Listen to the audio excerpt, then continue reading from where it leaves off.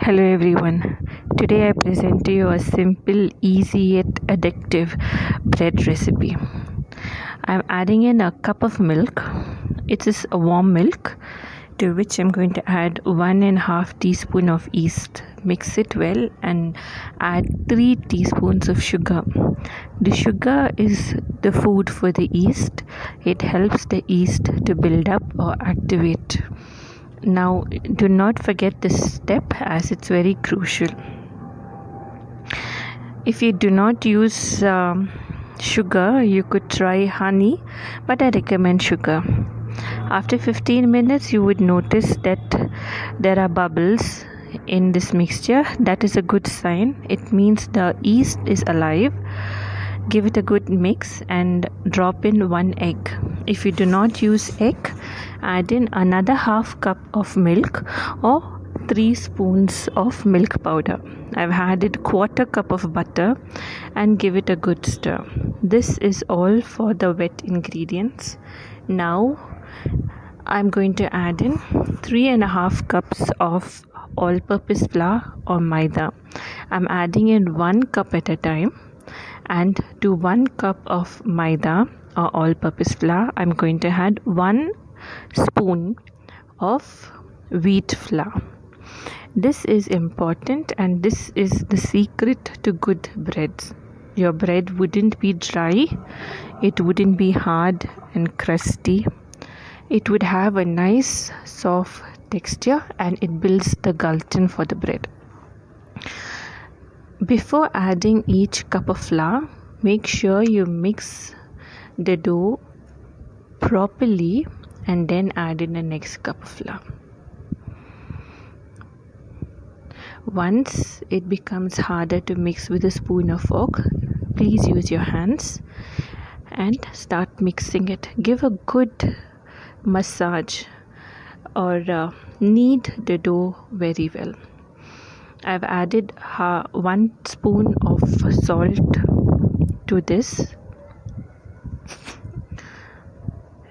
If you do not have a bread machine, it is very important to mix the dough properly by hand, almost like the chapati flour, but a little more. Up to 10 minutes, we need to knead this dough. In the beginning, it would look crumbly in texture, sticky in nature, but as you keep kneading the dough, it comes to be a smooth and stretchy texture to the dough.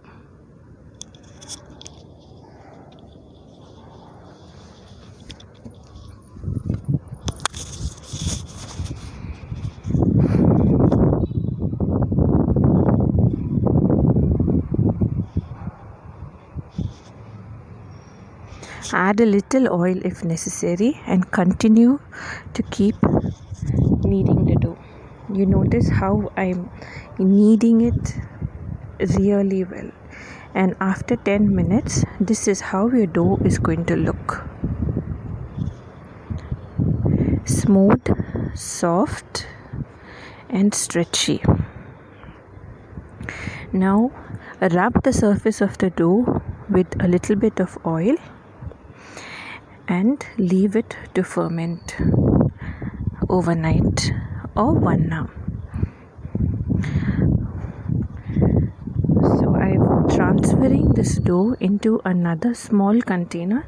Notice that the dough is really little, and in the morning you would see that it's grown to the top of the container. I'm adding a little oil to my hand and pressing down the bubbles. This is a nice dough now.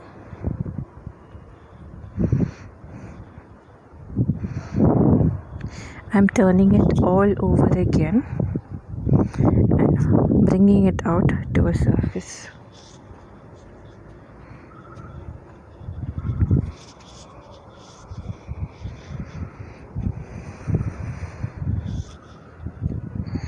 Follow the video to stretch the dough.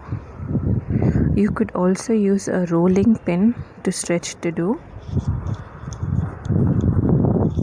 I'm going to stretch it and roll it back for the last poofing.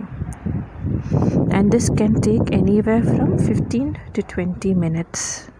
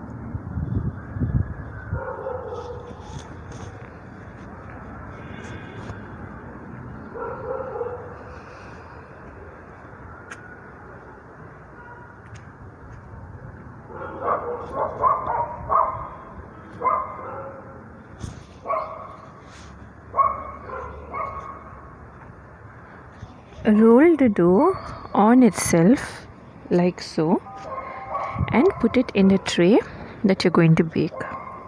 The tray should be oiled before you bake it. I'm making this batch to look like rosettes.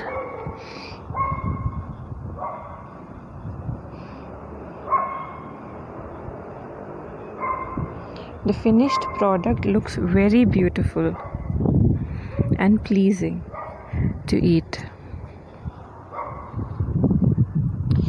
I'm going to leave it to poof for the last time. Cover it with an airy container, leaving room for it to grow. This is my 2 sets. You see, I'm using big containers to cover it. This is how it looks after 20 minutes. I'm giving it a egg wash. Again, if you do not use egg, you can give it a milk bath or a butter wash. This browns the bread and makes the crust really crispy. And if you like to sprinkle a little sesame seeds like how I do, the afterwork would be very beautiful. Bake it in a preheated oven of 150 degrees. I'm placing some hot water as well for the baking. This would help steam the bread and bake it at the same time. So you're sure that the bread is cooked even inside and the outside. 35 minutes and my bread is ready. Enjoy.